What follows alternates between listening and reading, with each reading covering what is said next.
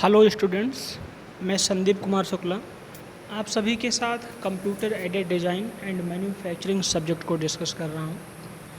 पिछले वीडियो में हमने parametric and non parametric surfaces को देखा था और सरफेस मॉडलिंग अथवा सॉलिड मॉडलिंग में उपयोग किए जाने वाले कैड सॉफ्टवेयर्स के बारे में देखा था, जिसमें हमने AutoCAD, CATIA, Pro E, SolidWorks, Inventor CAD इत्यादि के बारे में देखा था। हालांकि इनके बारे में हम इंट्रोडक्शन वाले चैप्टर में भी पढ़ चुके थे, एक ब्रीफ डिस्कशन हमने किया था। उसके बाद हमारा नेक्स्ट टॉपिक है ठोस मॉडलिंग यानी कि सॉलिड मॉडलिंग। तो जैसा कि हमने आपसे कहा था कि सॉलिड मॉडलिंग या सॉलिड मॉडल किसी ऑब्जेक्ट जो कि प्रेजेंट में है या फ्यूचर में आने वाला है का एक डिजिटल रिप्रेजेंटेशन है, और इस डिजिटल रिप्रेजेंटेशन के द्वारा हम उस ऑब्जेक्ट के एक्सपेक्टेड क्वालिटीज़ को, फंक्शंस को इत्यादि को एनालिसिस करते थे। ठीक है। वायर फ्रेम और सरफेस मॉडलिंग के अपोजिट ठोस मॉडलिंग ये सुनिश्चित करता है कि इस ऑब्जेक्ट में लगने वाले सभी कंपोनेंट्स आपस में प्रॉपरली मैच्ड हैं, ठीक, और ज्योमेट्रिकली वो सही पोजीशन पर हैं। इसके अलावा वो अपने फंक्शंस को प्रॉपरली परफॉर्म कर रहे हैं। वायर फ्रेम और सरफेस मॉडलिंग में हम किसी ऑब्जेक्ट के संपूर्ण एनालिसिस यानी कंप्लीट एनालिसिस को परफॉर्म नहीं कर पाते, क्योंकि वायर मॉडलिंग या वायर फ्रेम मॉडलिंग की बात करें तो ये जस्ट किसी ऑब्जेक्ट का लाइंस के द्वारा रिप्रेजेंटेशन होता है। हालांकि 3D रिप्रेजेंटेशन माने, पर ये लाइंस के द्वारा होता है। हमें उनके केवल एजेज और कॉर्नर्स ही इसमें मालूम पड़ सकते हैं। अगर सरफेस मॉडलिंग की बात करें तो हमें कुछ फेसेस ही दिखाई पड़ेंगे। इसमें हम कंप्लीट एनालिसिस सॉलिड मॉडलिंग के द्वारा ही कर पाते हैं, जिसमें किसी ऑब्जेक्ट को अलग अलग एंगल्स पर, अलग अलग डायरेक्शंस पर हम व्यू कर सकते हैं और उनमें अटैच्ड सभी पार्ट्स का बारीकी से पुनरीक्षण कर सकते हैं। ठीक है, तो ये है हमारा सॉलिड मॉडलिंग। इसके अलावा अगर मैं बात करूं तो सॉलिड मॉडलिंग एक कॉम्प्लेक्स प्रोसेस है जो कि किसी ज्योमेट्री को डिज़ाइन करता है। सॉलिड मॉडलिंग के द्वारा हम किसी ऑब्जेक्ट को एक्सटर्नली और इंटरनली दोनों ही साइड से एनालाइज कर सकते हैं, उसकी प्रॉपर्टीज़ को देख सकते हैं, इंटरनल फीचर्स को और एक्सटर्नल फीचर्स को दोनों को ही आसानी से हम एनालाइज कर सकते हैं। इंटरनल फीचर्स को एनालाइज करने के लिए अगर हमें रिक्वायरमेंट होती है तो हम सेक्शनल व्यू इत्यादि जनरेट कर लेते हैं और इसके द्वारा उसके कई सारे फीचर्स को, इवन टेंशन, स्ट्रेस इत्यादि को भी एनालाइज करते हैं। ठीक है, और इसके लिए हमारे पास जो एप्लीकेशन होता है वो कई सारे हैं, जैसे कि टेसेलेशन एंड 3D प्रिंटिंग इत्यादि। ये एप्लीकेशंस हमारे इस कार्य में मदद करते हैं। जो सॉलिड मॉडलिंग है ये किसी भी ऑब्जेक्ट की 3 डायमेंशनल डिजाइनिंग का सबसे उन्नत तरीका है, सबसे बढ़िया तरीका है। सॉलिड मॉडलिंग के द्वारा हम कंप्यूटर पर ऑब्जेक्ट के कई सारे पार्ट्स को उसमें रिप्रेजेंट कर सकते हैं और उनके क्वालिटीज़ के बारे में जान सकते हैं। वैसे टिपिकल जो ज्योमेट्रिक मॉडल होता है कि 3D ज्योमेट्रिक मॉडल, वो बेसिकली वायर फ्रेम के द्वारा इनिशिएट किया जाता है। अर्थात सबसे पहले हमें उसके एजेज और कॉर्नर्स को असाइन करना पड़ता है। उसके बाद इन एजेज और कॉर्नर्स के बीच सरफेस मॉडल का उपयोग करके हम उसको 3D मॉडल्स के रूप में कन्वर्ट कर लेते हैं। ठीक है, और इसी प्रक्रिया को सॉलिड मॉडलिंग कह देते हैं। ठीक है, वायर फ्रेम मॉडलिंग में वायर फ्रेम 2D, 2.D या 3D हो सकता है। ठीक है, 2D में हमें जस्ट 2 डायमेंशंस दिखाई पड़ेंगी, उनकी एजेज और कॉर्नर्स होंगे। 2.5D में हम उनको इस प्रकार से एडजस्ट करेंगे कि उसमें 3 एजेस हमें दिखाई पड़ेंगी और 3D में जितनी भी एजेस हैं सारी के सारी एजेस और फेसेस हमें नज़र आएंगे। ठीक है, इस प्रकार से सॉलिड मॉडलिंग का कार्य कंप्लीट होता है। सॉलिड मॉडलिंग को कंप्लीट करने के लिए हमें वायर फ्रेम मॉडल और सरफेस मॉडल की सहायता पड़ती है। उनकी सहायता से हम सॉलिड मॉडलिंग को कंप्लीट कर देते हैं। अब है सॉलिड मॉडलिंग के एडवांटेजेस, लाभ क्या क्या हैं इसमें। तो सबसे पहला है कंप्लीट एनालिसिस, कंप्लीट मॉडलिंग हो जाती है। अगर सॉलिड मॉडलिंग करते हैं तो उस ऑब्जेक्ट की, उस वस्तु की पूरी तरह से हम एनालिसिस कर लेते हैं। दूसरा, स्पष्ट यानी क्लियरिटी बहुत होती है। External features, internal features, objects या के जो पार्ट्स हैं उनका इंटरफेरेंस कैसा है, यानी कि फिट्स कैसा है, किस प्रकार से वो फिट हो रहे हैं और अपने फंक्शंस को किस प्रकार से परफॉर्म कर रहे हैं, ये सारी बातें हम इसके द्वारा देख लेते हैं। इसके अलावा लार्ज स्केल्स पर क्वालिटी को इंस्पेक्ट कर सकते हैं। ठीक है, और ये ऑटोमेशन प्रोसेस के लिए बहुत ज़्यादा उपयोगी होता है। ऐसे प्रोडक्शन प्रोसेस जो सेमी ऑटोमेटेड अथवा ऑटोमेटेड हैं वहाँ सॉलिड मॉडलिंग का कार्य आसान कर देगा। उसके बाद है तेज निर्माण। सॉलिड मॉडल्स के द्वारा या सॉलिड मॉडलिंग के द्वारा हमारा प्रोडक्शन प्रोसेस फास्ट हो सकता है, क्योंकि हम एक तरीके से अपने डिज़ाइन की तरफ से पूरी तरह से संतुष्ट हो जाते हैं और हमें अपने प्रोडक्शन को आगे बढ़ाने में कोई हेजिटेशन नहीं होता। उसके बाद है, ये ऑब्वियस सी बात है, वायर फ्रेम या सरफेस मॉडलिंग की अपेक्षा अधिक इन्फॉर्मेशन प्रोवाइड करता है, पर इसके बावजूद भी इसमें कुछ हानियाँ हो सकती हैं। अब वो हानियाँ कौन सी हैं ज़रा हम देख लेते हैं, ये इम्पोर्टेंट है। सबसे पहला तो इसमें है हमारे पास, इसमें अधिक मेमोरी की आवश्यकता होती है। ठीक है, लार्ज मेमोरी चाहिए। दूसरा, इसमें जो मैनिपुलेशन है वो थोड़ा स्लो होता है। और थर्ड है, कुछ मैनिपुलेशन काफ़ी जटिल होते हैं, बड़ी ही मुश्किल से होता है और इसके लिए एक कॉम्प्लेक्स टेक्निक्स की आवश्यकता होती है। तो इस प्रकार से हमने सॉलिड मॉडलिंग देखा या सॉलिड मॉडल्स देखा।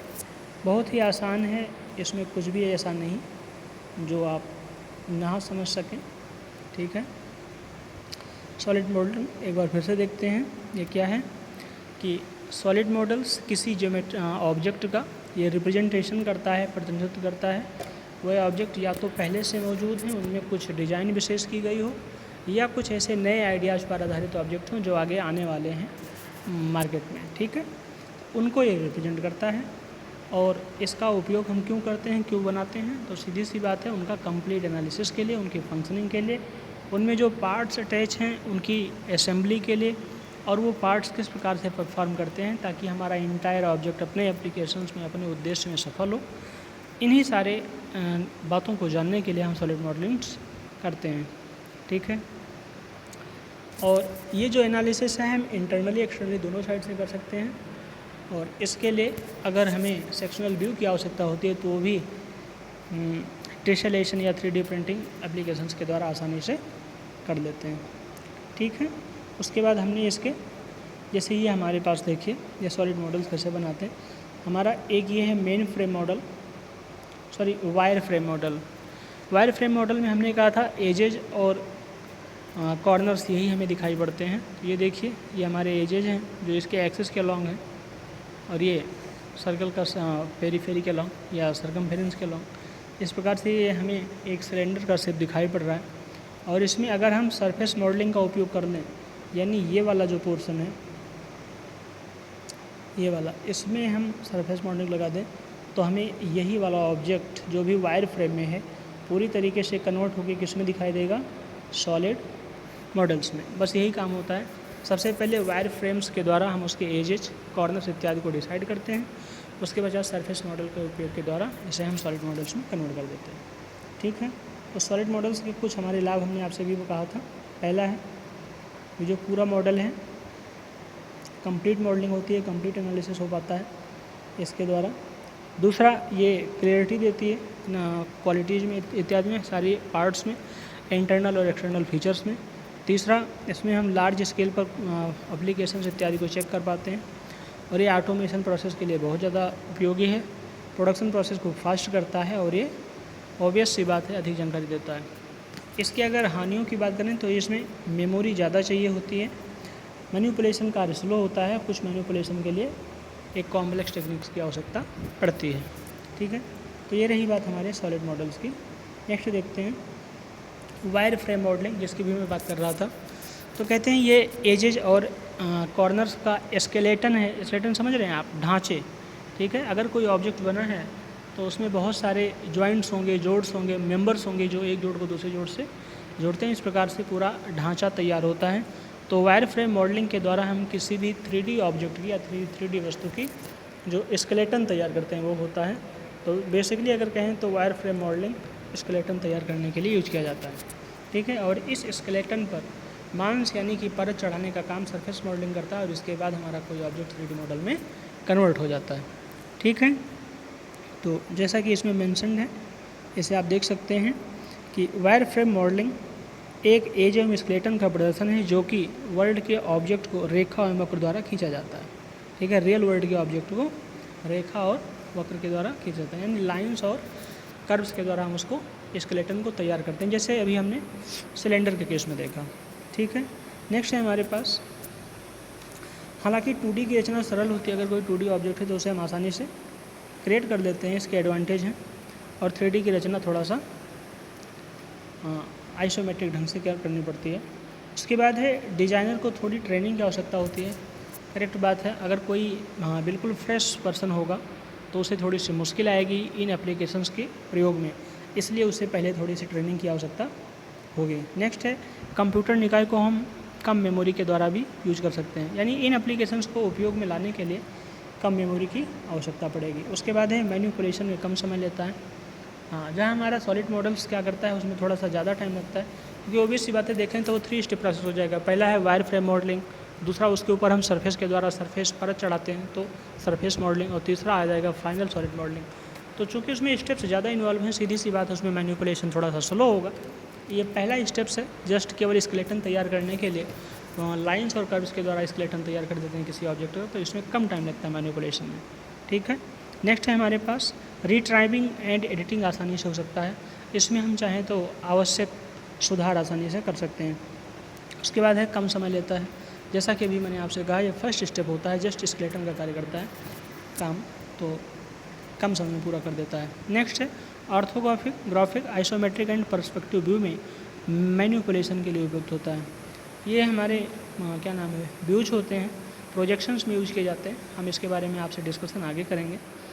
अब इसमें हानियाँ क्या हैं यानी डिसएडवांटेज देखें तो कहते हैं चित्र थोड़ा कन्फ्यूजिंग होता है, चूँकि जस्ट ये स्केलेटन होता है तो इसमें थोड़ा सा हो सकता है कि किसी पार्ट्स को समझने में आपको थोड़ा सा कन्फ्यूजन आ जाए। ठीक है, दूसरा है इस चित्र में मॉडल के बारे में कोई खास जानकारी मिल नहीं पाती, क्योंकि जस्ट हमें स्केलेटन ही मिल पा रहा है, तो हम ये भी नहीं बता सकते कि कौन से पार्ट्स किस प्रकार से अटैच हैं, उनका फिट्स कैसा है, टॉलरेंस फिट्स है या फिर जनरल फिट है किस प्रकार से, और उनके पार्ट्स दिख भी कैसे रहे, इसके बारे में कोई विशेष जानकारी नहीं मिल पाती, क्योंकि ये जस्ट स्केलेटन का कार्य करते हैं। ठीक है, ये इसके डिसएडवांटेज हो सकते हैं। आगे देखें तो नेक्स्ट, इसके अलावा 2-3 डिसएडवांटेज और हैं, जैसे कि इसमें हिडन लाइन रिमूवल फीचर्स नहीं होता। अगर जो कोई हिडन लाइन्स है तो उसको हम रिमूव नहीं कर पाते हैं। इसके अलावा वॉल्यूम और मास की गणना नहीं की जा सकती। ठीक है, कितना मास इसमें जनरेटेड होगा, कितना वॉल्यूम होगा, ये हम नहीं बता सकते। उसके बाद है कॉम्प्लेक्स सॉलिड के लिए उपयुक्त नहीं है। हाँ, कुछ ऐसे भी सॉलिड्स होते हैं जो बहुत ही ज़्यादा कॉम्प्लेक्स होते हैं और उनके लिए हम वायर फ्रेम के द्वारा आसानी से कार्य नहीं संपन्न कर पाते हैं। नेक्स्ट है हमारे पास सतह मॉडलिंग यानी कि सरफेस मॉडलिंग। अब ये क्या है इसमें देखते हैं। तो कहते हैं सतह मॉडलिंग सतह फीचर्स के साथ साथ ऑब्जेक्ट के एजेज को भी परिभाषित करता है। जैसा कि अभी मैंने आपसे कहा, वायर फ्रेम मॉडलिंग के द्वारा हमें किसी 3D ऑब्जेक्ट का जो स्केलेटन प्राप्त होता है, जो ढांचा प्राप्त होता है, स्ट्रक्चर प्राप्त होता है, उस पर हम सरफेस मॉडलिंग के द्वारा एक परत चढ़ा देते हैं, सरफेस कर देते हैं, तो हमें उस ऑब्जेक्ट की एक थोड़ी सी शेप दिखाई पड़नी पड़ती है, साइज़ यहाँ दिखाई पड़ने लगती है। और इस प्रकार से इस सरफेस मॉडलिंग के द्वारा हम उस सरफेस के फीचर्स के साथ साथ जो एजेज और कॉर्नर्स हैं उनको भी आसानी से डिफाइन कर पाते हैं। ठीक है, विभिन्न प्रकार के स्प्लाइंस, कर्व इत्यादि के द्वारा हम इस सरफेस को डिफाइन कर लेते हैं। ठीक है, तो ये हो जाता है सरफेस मॉडलिंग, यानी वायर फ्रेम के साथ ही सरफेस मॉडलिंग का उपयोग करके हम उस स्केलेटन पर परत चढ़ा लेते हैं। इसी प्रक्रिया को क्या, या किसी 3D ऑब्जेक्ट के स्केलेटन पर, स्ट्रक्चर पर परत चढ़ा लेते हैं, उसे क्या कह देते हैं, सरफेस मॉडलिंग। नेक्स्ट है हमारे पास लाभ। इसके लाभ क्या हैं? ठीक है, तो पहली बात है ये लेस एम्बिगुअस है, चूँकि वायर फ्रेम हमारा थोड़ा ज़्यादा कन्फ्यूजन था, इसमें जब एक थोड़ी सी हमें इसमें क्लियरिटी आने लगती है जब हम उस स्केलेटन पर परत चढ़ा लेते हैं, तो ये थोड़ा सा कम एम्बिगुअस हो जाता है, कम कन्फ्यूजन हो जाता है। ठीक है, दूसरा है कॉम्प्लेक्स सरफेस को आसानी से चिन्हित किया जा सकता है। हाँ, कौन सा सरफेस ज़्यादा कॉम्प्लेक्स है, यानी स्लोप इत्यादि के माध्यम के द्वारा हम इसमें आसानी से पता लगा लेते हैं। ठीक है, तो सरफेस की कॉम्प्लेक्सिटी इसमें चिन्हित की जा सकती है। नेक्स्ट है हिडन लाइंस को आसानी से दूर किया जा सकता है। अगर कोई हिडन लाइन्स है तो उसे आसानी से हम इसमें रिमूव कर सकते हैं। उसके बाद है हमारे पास इसके डिसएडवांटेज क्या हैं, तो पहली यही है कि ये आसानी से निर्मित नहीं किया जा सकता। अगर हम चाहें बहुत आसानी से इसे बना लें तो उतना आसान नहीं, थोड़ा सा मुश्किल बात है। ठीक है, उसके बाद है मास की प्रॉपर्टी अगर चेक करें, यानी द्रव्यमान की बात करें, तो यहाँ भी हम मास को कैलकुलेट नहीं कर पा रहे, क्योंकि जो सरफेस मॉडलिंग है ये भी हमारा एक 2D सिस्टम के द्वारा की तरह ही है, 3D सिस्टम से रिलेट नहीं कर पा रहा। और चूँकि जो मास है वॉल्यूम प्रॉपर्टी है, वॉल्यूम की प्रॉपर्टी है, और वॉल्यूम के द्वारा ही मास को कनेक्ट किया जा सकता है, और सरफेस मॉडलिंग में वॉल्यूम का कोई स्थान न होने के कारण हम इसमें मास का कैलकुलेशन आसानी से नहीं कर सकते। नेक्स्ट है क्रिएशन के लिए अधिक समय लगता है। ऑब्वियस सी बात है, इसमें वायर फ्रेम से ज़्यादा समय लगेगा ही लगेगा। ठीक है, उसके बाद है उच्च स्टोरेज क्षमता की आवश्यकता होती है। इसमें जो मेमोरी पावर चाहिए, थोड़ा सा मेमोरी कैपेसिटी ज़्यादा होनी चाहिए। उसके बाद है मैन्युपुलेशन के लिए अधिक समय लगता है। अब चूँकि ये एडवांस वर्जन है वायर फ्रेम से, या वायर फ्रेम से सुपीरियर है, तो उसमें क्वालिटी तो ज़्यादा देगा वायर फ्रेम से, तो उसी के अनुसार ये टाइम भी ज़्यादा लेगा वायर फ्रेम की अपेक्षा। ठीक है, ये सारी बातें आ जाती हैं इसमें खानियों में। ठीक है, आगे देखें अगर तो नेक्स्ट है हमारे पास ठोस मॉडलिंग टेक्निक्स, यानी सॉलिड मॉडलिंग टेक्नोलॉजी। कैसे कैसे हम इसको सॉलिड मॉडलिंग की क्रिया को परफॉर्म करते हैं, ये देखना जरूर। सॉलिड मॉडलिंग टेक्निक्स, तो सॉलिड मॉडलिंग में मेनली 2 स्टेप्स हैं हमारे पास। पहला है प्लानिंग और सेकंड है क्रिएशन, यानी जो हमने प्लान किया उसके अनुरूप क्रिएट करना। ठीक है, इस प्लानिंग के अंतर्गत हमारे पास मेंटल और फ्री हैंड स्केच कार्य शामिल है। ठीक है, इस चरण में, यानी पहले चरण में जो प्लानिंग का स्टेप है, इसमें हमें कैड सॉफ्टवेयर की आवश्यकता नहीं पड़ती है। लेकिन क्रिएशन स्टेप्स में जब हम उसको तैयार करते हैं, इसमें सॉफ्टवेयर में हमें अच्छी खासी नॉलेज की आवश्यकता पड़ती है। अब सबसे पहला है प्लानिंग फेज, यानी योजना चरण। इसमें क्या करना पड़ेगा, तो कहते हैं यह मेन रूप से मेंटल कार्य है, और उसी के अनुसार हम किसी 3D को डिज़ाइन करने का काम करते हैं। इसमें एक बार एक्यूरेसी आने के बाद, क्वालिटी आने के बाद हम 3D मॉडलिंग को और आसानी से कर सकते हैं। ठीक है, फिर है फ्री हैंड आइसोमेट्रिक पार्ट। इस स्टेप में अगर हमारे पास कोई 2D ड्राइंग होती है तो उसे हम आइसोमेट्रिक 2D ड्राइंग का काम मतलब है ऑर्थोग्राफिक ड्राइंग को 3D यानी आइसोमेट्रिक ड्राइंग में परिवर्तित कर लेते हैं। और यदि हमारे पास पहले से आइसोमेट्रिक ड्राइंग है तो इस स्टेप को करने की आवश्यकता नहीं है। उसके बाद है खंडों विशेषताओं में विभाजन। अब जो हमारा कंप्लीट ऑब्जेक्ट है उसको हम अनेक पार्ट्स में डिवाइड करते हैं, और ये डिसाइड करते हैं कि उस ऑब्जेक्ट को बनाने के लिए बेसिकली हमें कितने पार्ट्स की आवश्यकता है, मिनिमम कितने पार्ट्स के द्वारा ऑब्जेक्ट को बनाया जा सकता है। ठीक है, और इन पार्ट्स को अनेक विशेषताओं के आधार पर हम उसे सेग्रीगेट कर सकते हैं, जैसे कि उसमें होल्स कितने हैं, बोरिंग काउंटर बोरिंग किस प्रकार की है, फेस कैसे हैं, की बेस, लंग्स, थ्रेड्स इत्यादि कैसे कैसे शामिल हैं, इनके आधार पर हम पार्ट्स को डिसाइड कर लेते हैं। नेक्स्ट है हमारे पास ये जो पार्ट्स हो गए, खंड्स हो गए, इनकी फ्री हैंड आइसोमेट्रिक स्केच बनाना, और इसके अंतर्गत हम ये चेक करते हैं कि किस प्रकार से ये एक दूसरे के साथ अपना असेंबल रूप में नज़र आने वाले हैं। और इसके अलावा ही इसमें जो प्रिमिटिव शेप्स हैं, जैसे कि बॉक्स हो गया, सिलेंडर हो गया, कोन इत्यादि, इसके द्वारा हम इन पार्ट्स को डिज़ाइन करने का काम करते हैं। साथ ही इस स्टेप्स में हम कुछ विशेष फीचर्स जैसे कि स्क्रू, बॉस, वेब्स आदि को आसानी से आइडेंटिफाई कर लेते हैं। नेक्स्ट है ठोस परिवर्तन टेक्निक, जिसे सॉलिड ट्रांसफॉर्मेशन टेक्निक कह सकते हैं। इसके अंतर्गत हम जो हमारे कार्यखंड हैं, विशेष अलग छोटे छोटे स्मॉल खंड पार्ट्स हैं, उनको हम सॉलिड्स में कन्वर्ट करते हैं। और इसके लिए हमारे पास रिवोल्यूशन या फिर एक्सट्रूड जैसे ऑप्शंस अवेलेबल होते हैं। ठीक है। नेक्स्ट है आकार और निर्माण सतहों की पहचान।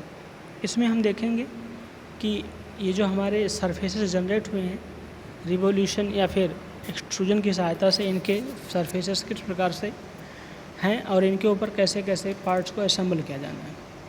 उसके बाद है हमारे पास कंस्ट्रक्शन फेज, यानी कि निर्माण चरण जिसे कहते हैं, या फिर क्रिएशन फेज।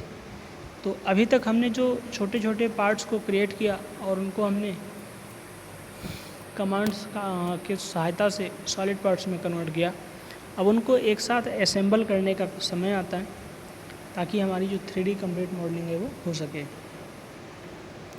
हालांकि ये ठोस मॉडलिंग सॉफ्टवेयर के द्वारा आसानी से किया जा सकता है। अब इसमें सबसे पहले है खंड आकार का स्केच। ये जो असेंबल से पूर्व हमारे जो कार्यखंड हैं, इनका हम स्केच तैयार करते हैं जिससे कि सही सतह का चुनाव हो सके और कहाँ इसे सेट करना है इसको हम डिसाइड कर सकें। नेक्स्ट है स्केच को शेप में बदलना। जो हमारी स्केचिंग की जा चुकी है उसको हम शेप में कैसे बदलते हैं। ठीक है। 2D सतह पर एक बंद, ठीक है, अनुप्रस्थ रेखा है और इसके द्वारा ये सुनिश्चित किया जाता है कि जो लाइन और आर्क सेगमेंट्स हैं वो आपस में किस तरह से एक दूसरे से अटैच हैं। ठीक है। उसके बाद है आकार को प्रोफाइल में बदलना, यानी जो हमारा शेप है उसको कैसे हम प्रोफाइल के रूप में कन्वर्ट कर ले रहे हैं, यानी उनकी स्लोप्स इत्यादि को किस प्रकार से डिजाइन किया जाता है। ऑटोकैड के कुछ उपकरण जैसे कि आयत, वृत्त और दीर्घवृत्त एकल इकाई आकार स्वचालित रूप से उत्पन्न होते हैं, यानी इनका शेप अपने आप डिसाइडेड है। यदि किसी स्केच को सीधे प्रोफाइल में बनाना है, अर्थात जो हमारा स्केच है उसे हम डायरेक्टली उस शेप को बनाना चाहते हैं, तो हमें पी लाइन यानी कि पॉलीलाइन टूल से बनाना चाहिए। ठीक है। उसके बाद है प्रोफाइल को ठोस खंड में बदलना। इसके अंतर्गत हमारी जो प्रोफाइल कंप्लीट हो चुकी है उसके द्वारा हम एक सॉलिड पार्ट्स में कन्वर्ट कर लेते हैं और इसके लिए हमें रिवोल्यूशन या फिर एक्सट्रूजन जैसे कमांड्स का सहारा मिलता है। ठीक है। यानी इन कमांड्स की सहायता से हम प्रोफाइल्स पार्ट्स को सॉलिड पार्ट्स में जनरेट कर लेते हैं। ठीक है। उसके बाद है ठोस खंडों और सुविधाओं का संयोजन। अब जितने हमारे अलग अलग स्मॉल सेगमेंट्स पार्ट्स तैयार हो चुके हैं उन सब का आपस में असेंबली करके हमें फाइनल सॉलिड मॉडल्स को कंप्लीट करना होता है। और इसको करने के लिए ऑब्वियस सी बात है हमें यूनियन, इंटरसेक्शन इत्यादि स्टेप्स को फॉलो करना पड़ता है। हालांकि यूनियन, इंटरसेक्शन ऑपरेशन किसी भी क्रम में किए जा सकते हैं, इनका कोई भी ऑर्डर हो सकता है, लेकिन यूनियन और इंटरसेक्शन करने के बाद हमें सब्सट्रैक्शन ऑपरेशन को अवश्य करना चाहिए। ठीक है। तो ये रहे हमारे कुछ सॉलिड मॉडलिंग के टेक्निक्स, किस प्रकार से सॉलिड मॉडलिंग को करते हैं।